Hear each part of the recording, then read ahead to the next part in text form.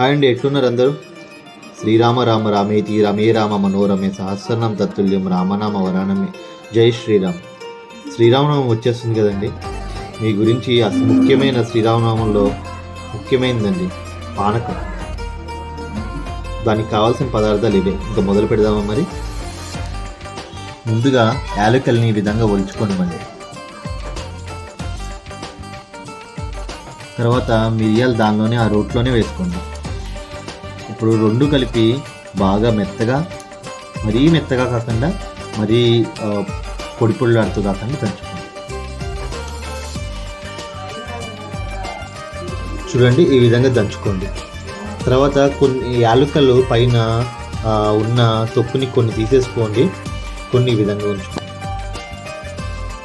తర్వాత బెల్లాన్ని ఈ విధంగా తురుముకోండి.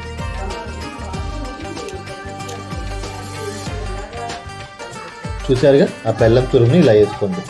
తర్వాత వాటర్ పోసుకుంటూ కలుపుకోండి. ఇది పూర్వకాలంలోనే ఇది ఎవ్వరైనా తాగొచ్చండి. ఎందుకంటే పూర్వకాలంలోనే దీన్ని బాడీ చలవ గురించి కనిపెట్టారనమాట. ఈ సమ్మర్లో చాలా మంచిది తాగితే. ఒక్కసారి ఈ విధంగా చేసుకుని చూడండి. గుడిల్లో అసలు సిద్ధలైన సులభంగా చేసే పద్ధతిని మీకోసం తీసుకొచ్చాను. ఇంకంతేనండి. బెల్లం కరగ్గానే మీరు గ్లాసులో తీసుకుని మీ చిన్నపిల్లలు, పెద్దవాళ్ళు అందరూ ఎవరైనా తాగితే ఆ రాముడి కృప మీ మీద ఉంటుంది.